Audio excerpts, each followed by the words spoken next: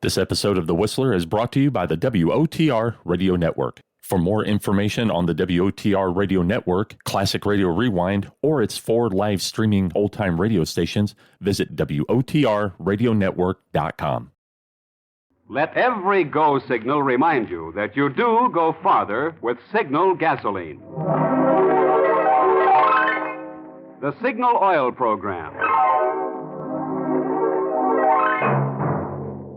The Signal Oil Company and your neighborhood Signal dealer bring you another curious story by The Whistler. Tonight, 2 for the money.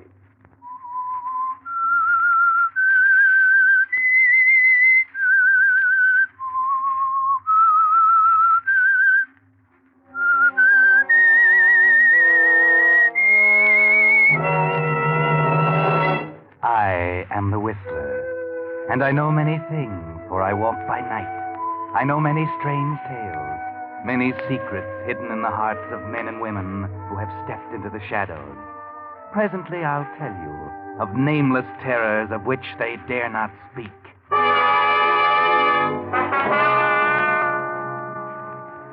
As New Year's Day 1945 draws to a close, the Signal Oil Company joins 1,800 Signal gasoline dealers in hoping that the coming year will be a good one for you and for your car, too. During 1944, 150,000 cars wore out each month, 1 out of every 12 on the road. So yours has been a pretty lucky car so far. But it'll take more than luck alone to make today's cars last out the duration. It'll take thorough, conscientious servicing of every part. And no one gives more conscientious service than your neighborhood Signal gasoline dealer. Being in business for himself, he naturally has more incentive to do a better job. The kind of job that will keep you his satisfied customer. Later in the program, I want to tell you about several outstanding Signal services. For each one is designed to do for your car the thing you want most today, to help it go farther. But now, The Whistler.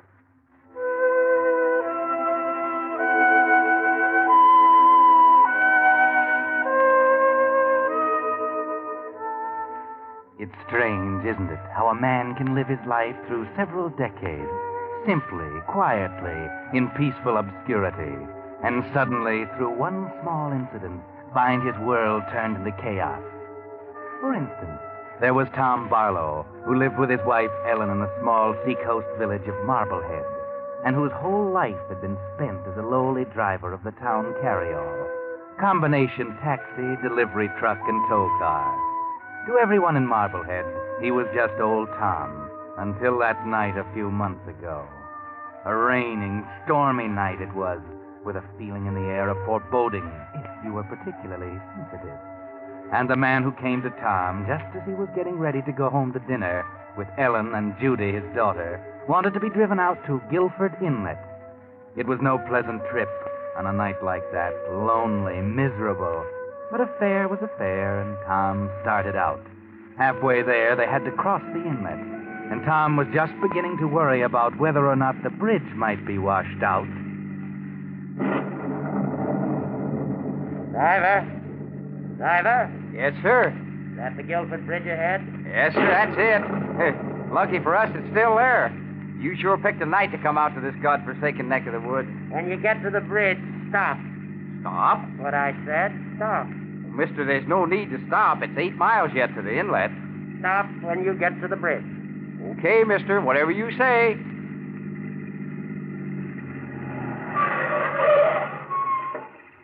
How much do I owe you? Well, you're not getting out here. How much do I owe you? $1.50, but look, mister. Yeah, $2. Keep the change. You're crazy, mister. There isn't a house within 8 miles of here. I like walking. But, mister, I'm not going to leave you out on this bridge alone. Good night.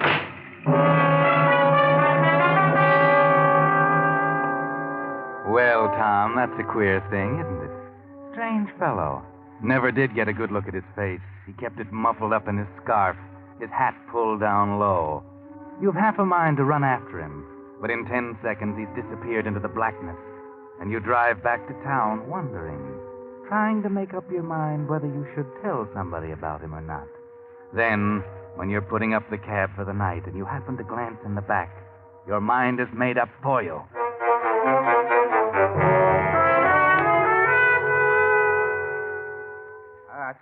I told him, Sheriff. I said, I'm not going to leave you out on this bridge alone. Mm-hmm. What time was that, Tom? Oh, about 2 hours ago, 9 o'clock. I tried to argue with him, Sheriff, but he just wouldn't listen. Okay, what happened then?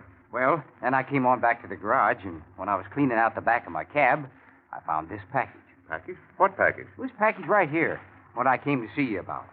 Here, look for yourself. Cash, $25,000. I thought I'd better turn it in quick. Well, I'll be... Hey, Tom, listen. Huh? You left this man on Guilford Bridge 2 hours ago? Yeah, that's right. 9 o'clock. Sure was a queer bird, Sheriff. Had a muffler over half of his face. Could hardly hear him talk. I said to Hey, him... Sergeant, get out the car. Get 5 men. We're going to Guilford Bridge.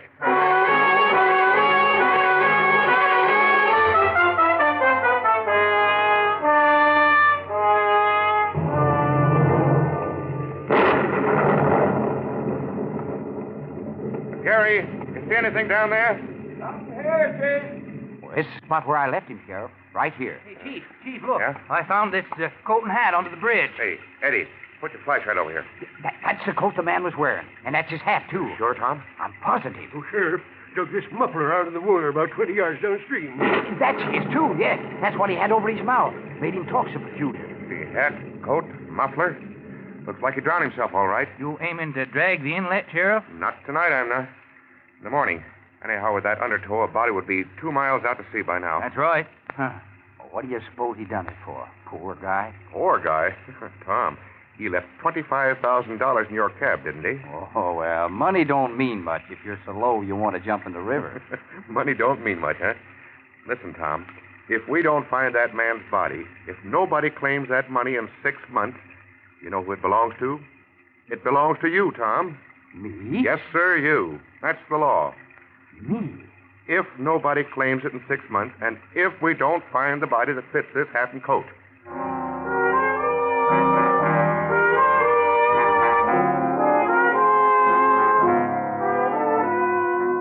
Well, Tom, that's quite a stroke of luck, isn't it? Imagine, $25,000. More than you've ever dreamed of. And it's yours. Almost. You stand on the bridge and gaze into the dark water below and wonder about your strange passenger. But perhaps you wouldn't wonder if you could see something happening at a lonely house 8 miles away at Guilford Inlet. Who's there? I'm asking fool questions. Let me in. Who is it? Well, Mrs. Wilmey, so you don't recognize me. And after I've paid your salary, kept you living here all these years. Mr. Ben. Yes, it's me, and don't stand there gawking. Let me in and close the door and make some hot coffee. I'm frozen to the bone. Of course. Of course.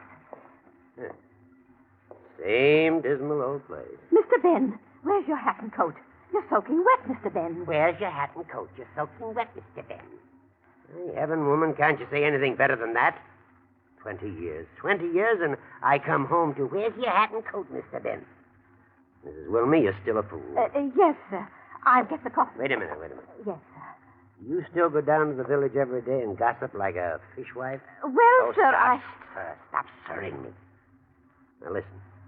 While I'm here, you keep away from the village, do you understand? Order your groceries by phone, if this morgue still has a phone. Oh, no, sir. Not since you left. Barlow Manor's all boarded up, except in my room. All the better. You'll have the delivery sent once a month then. Nobody's to know that I've come back to Guilford. Is that clear? No one. Yes, sir. If you want coffee... Mrs. Wilmey, for the love of heaven, stop fluttering. Yes, sir. Oh, me. Nothing changed. You're still afraid of me, aren't you? Aren't you? Yes, sir. Yes, sir. Oh, please, sir. Go get the coffee. Yes, sir. No, wait. My brother Tom, he still drives that taxi of his, I suppose? Oh, yes. They say down in the village. Never mind your fool gossip. Still driving a taxi after 20 years. Mr. Happy-Go-Lucky. Everybody loves good old Tom. Don't they, Mrs. Wilmot? Oh, yes. He's such a cheerful man. And his wife, Ellen, Get is out such... of here. Get out. Go get the coffee. And don't you babble about Ellen Barlow, you understand? Don't you ever babble to me about Ellen Barlow.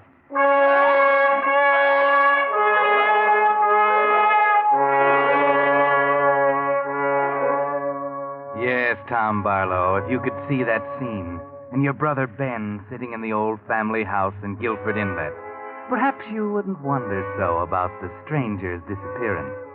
But you don't see that, and so to you and your wife, Ellen, it's like a dream. Oh, Ellen, it's like a dream. $25,000. Why, we're going to be rich. Tom, put me down. Put me down. Oh, we are, Ellen. We are. Even the sheriff thinks so. Oh, we ought to go out and do the town. Well, we'll have plenty of time for that, Tom Barlow, after 6 months.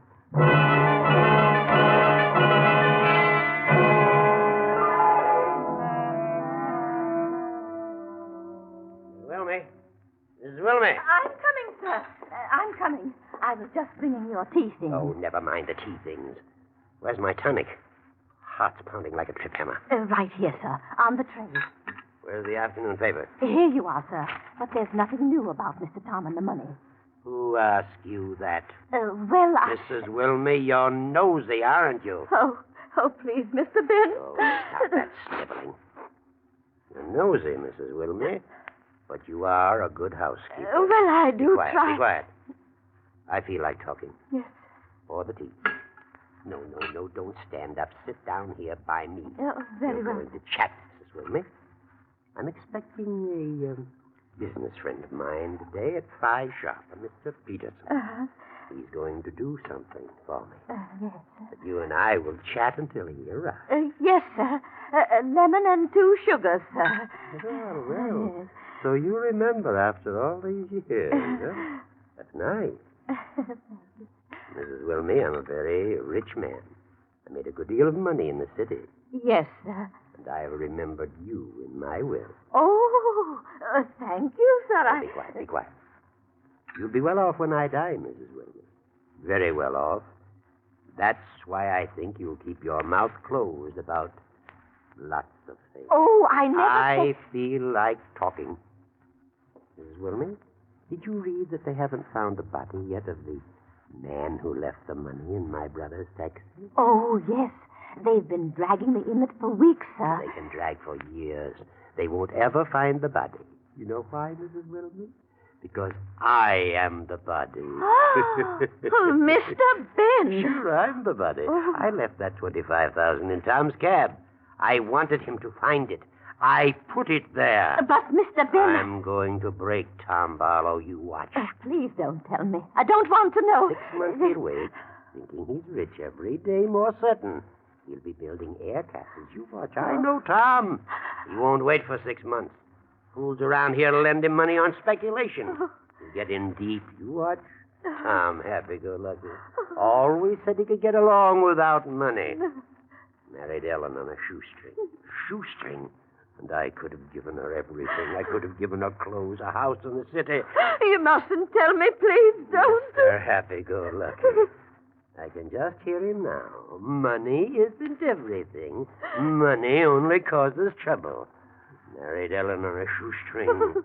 Well, this time he'll find out what money can do.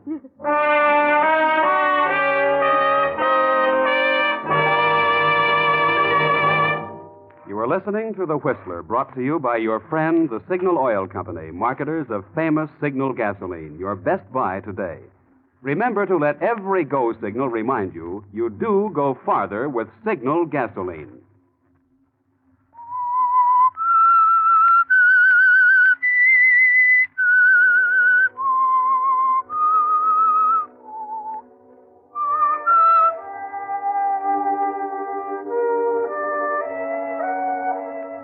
And now the pattern is clear.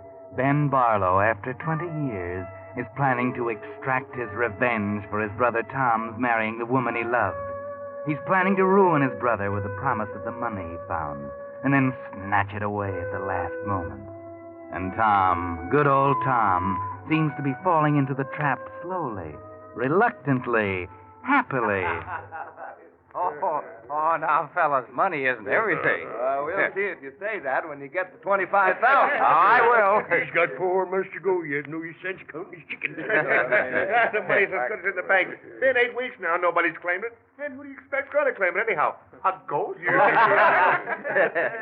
Hey, Tom, I hear you and Ellen and the kid are planning a trip to New York. See all the shows. Huh? Well, maybe. Well, all I can say is if anybody deserves that money, it's Tom Barlow.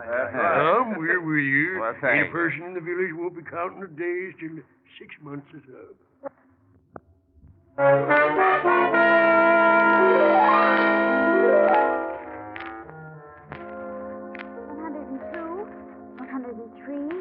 104. Judy, are you doing your homework? 105, 106, 107. 107 days, Pa, and we'll be rich. Judy, I told you not to talk about that money. Oh, now leave her be, Ellen. It don't hurt thinking about it. Oh, Tom, can't you see what I mean? Can't you understand? We've always been happy, Tom, the three of us, without too much money. And now Of course we have. And that's why I want you and Judy to have everything in the world. Why, you don't think I want the money for myself. Tom, listen. Let's withdraw our claim. Let's forget all about the money. What do you say? Tell the sheriff to give it to charity or something. Will you, Tom? Will you? Ma, are you crazy? Oh, she's teasing you, Judy. I'm not teasing. I've got a funny feeling about that money. But, Ellen, dear, I'm kind of counting on it. We've already run up a few bills and all, and what with this little deal I'm working... Deal? What deal? Oh, nothing, Ellen. Judy... What deal, Tom? Just a little surprise. You know what I've been thinking? We all need a little vacation. Yes, sir. Get away from town for a while. Jerry Mason says that I could get $600 for the cab. Tom, you're not going to sell the cab. Well... Oh, Pa, that's wonderful. We could go to New York and see Radio City and go to all the big shows and everything. Oh, Pa, I love you. You're so wonderful. Isn't he wonderful, Ma? Tom, you're not going to sell the cab. Please. Now, Ellen, don't you worry. Everything's going to be all right.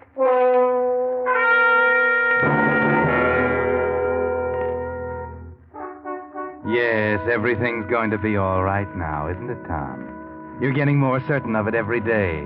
It's been 4 months now, and you've almost forgotten about the stranger. But he hasn't forgotten about you, Tom. Oh, so look at Mrs. Wilmer. Yes, Good, good. And now what about this man Peterson? Well, sir, Mr. Peterson said that everything was going the way you wanted, sir. That's fine. Good man, Peterson. Real good man. What else? What, sir? What else? Well, sir... Come on, out with it. Well, sir, there's talk around that Mr. Tom and... For the love of heaven, woman, will you go on? You told me never to mention Mrs. Barlow's name, sir. What about Mrs. Barlow? She and Mr. Tom aren't getting along so well. Good. So they're not getting along, huh? Now, isn't that too bad? Money isn't everything. You watch Mrs. Wilmey. He'll probably mortgage the house next. Money isn't everything. You watch. I know, Tom. He'll mortgage the house. And when you find that suicide note... Suicide note? Oh, didn't I tell you, Mrs. Wilmey? You're going to discover a suicide note in Guilford Inlet. And you're going to bring it straight to Sheriff Tompkins.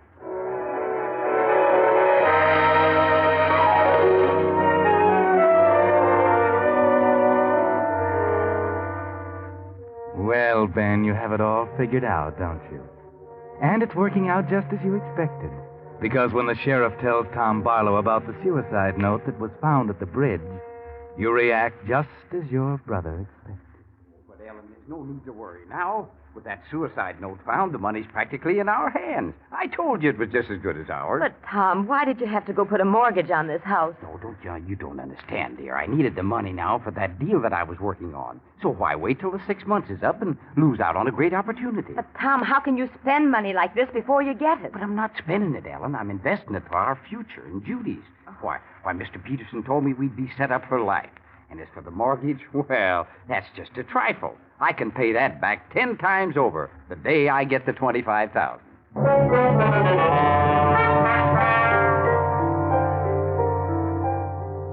The day you get the $25,000, Tom. The day you get it. Will that day ever come? Ben waits in the lonely house at Guilford Inlet, enjoying reports of your spending, Money you haven't got. Yeah, set up 10 beers for the boys, Joe. You bet it won't be long now. One ale, Tom. And 1 ale for Jerry. Yes, sir. Oh, hi, Sheriff. What did you have? Tom, I've got to talk to you for a second. Well, sure, Sheriff. What's on your mind? Do you know a man named Peterson? Peterson? Well, I sure do. Come on, have a beer, Sheriff. Have any dealings with him? Well, This is important, Tom. well, yes, I did. He came to see me with a mighty attractive proposition, and I placed some money in his hands. Very much money? All I could get my hands on. Mighty attractive proposition. That's not good. It's not good. No. Tom, this Peterson, as he calls himself, is a well-known New York crook. What? Real name's Clark, Pinky Clark. Deals in phony stocks and bonds. No. He's skipped town, and your money's gone with him. Tom, you've been swindled.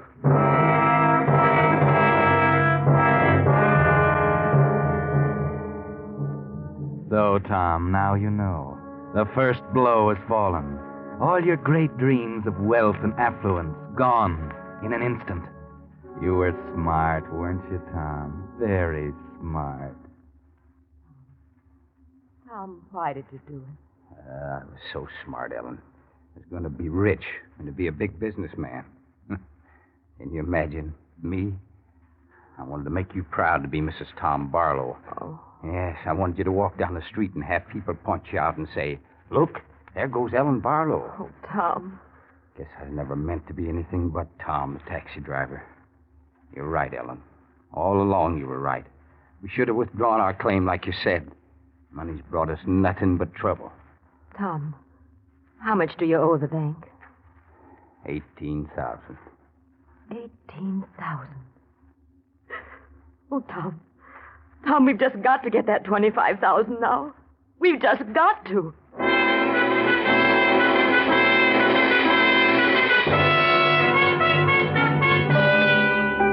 Yes, Tom, your situation is desperate now. You have to get that $25,000 now. It will just about pay off your debts, lift the mortgage on your house, and buy back the taxi. And then the real blow falls. The 6 months is up. It's the night before you're to claim the money, and it's dark and stormy. Another foreboding night like that one 6 months ago. And as you sit by your fireside, you're startled by a knock on the door.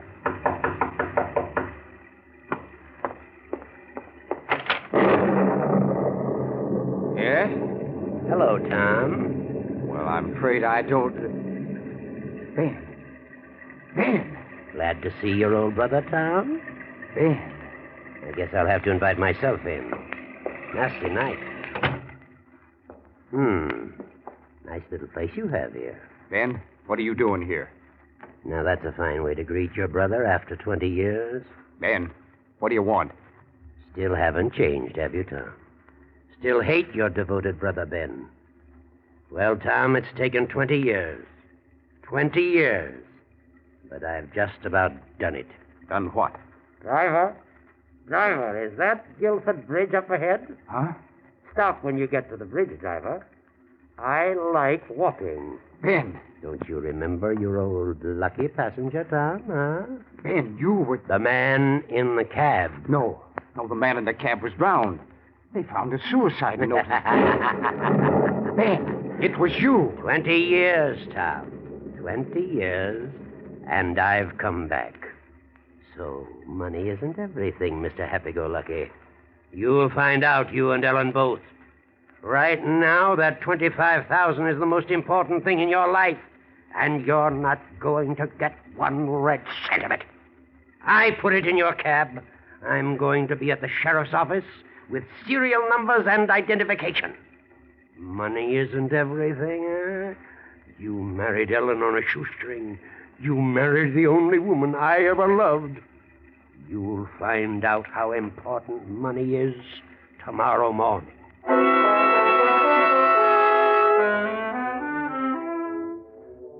Now you know the whole plot, Tom.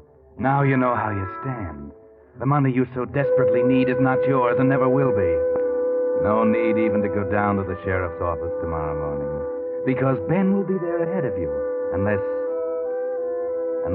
what if Ben didn't show up? What if Ben couldn't show up? Who would know but you? But that's murder you're thinking of, Tom. Murder. You've never done anything or thought anything like that. But tonight you're desperate and you think the whole thing out. It's simple, really. Ben's staying out at Guilford Inlet, alone in that big house. You can borrow the taxi back for a few hours and get out there. Drop his body in the inlet and... Yes, he's brought you to this, Tom. He's driven you to murder. A night just like the last time you drove out this way, isn't it, Tom? Stormy, dismal, dangerous. And you're driving faster than you should. You're almost to the bridge, Tom. Watch out. Darn that windshield wiper, I can't... Good Lord! The bridge! It's out!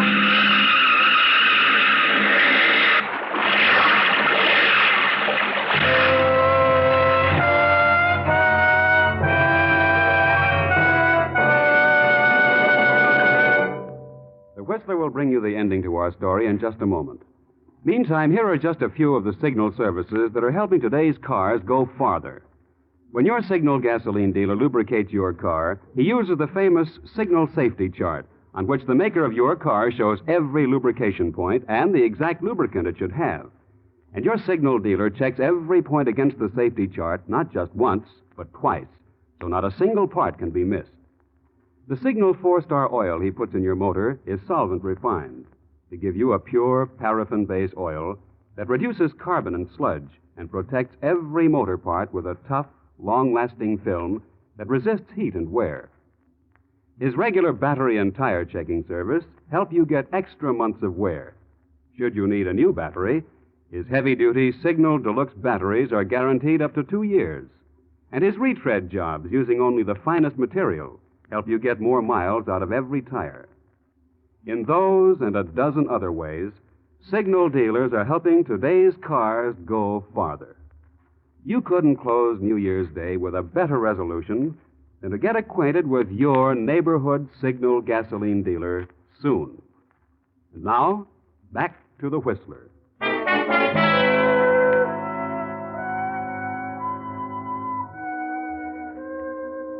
The next morning, a man staggered into the sheriff's office at Marblehead to claim the $25,000. He was battered and bleeding and drenched to the skin, but he was alive and able to take the money and go home to his wife, Ellen. Yes, Tom Barlow was able to jump clear of his car as it crashed through the demolished bridge. He came back to the sheriff's office just because he wanted to make sure. And he was considerably surprised when Ben didn't show up. He found out later why. Because when they pulled his wrecked taxi out of the inlet under Guilford Bridge, they found a body close by in the debris-choked water. Ben Barlow. Ben Barlow driving the other way in the early dawn to claim the money and complete his revenge hadn't seen that the bridge was down either until it was too late.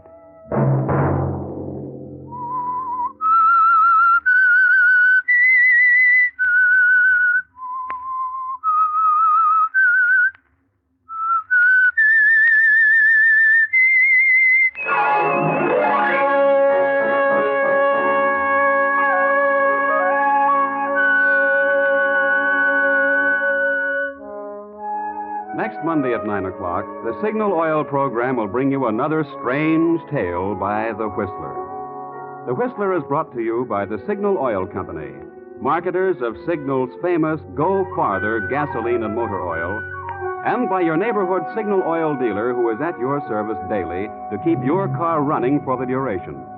The Signal Oil program, produced by George W. Allen, with story by Louis Pelletier and Jacques Anson Fink, and music by Wilbur Hatch, is transmitted to our troops overseas by the Armed Forces Radio Service. Bob Anderson speaking for your friend, the Signal Oil Company, and suggesting once again that you let every go signal remind you that you do go farther with Signal gasoline. This is CBS, the Columbia Broadcasting System.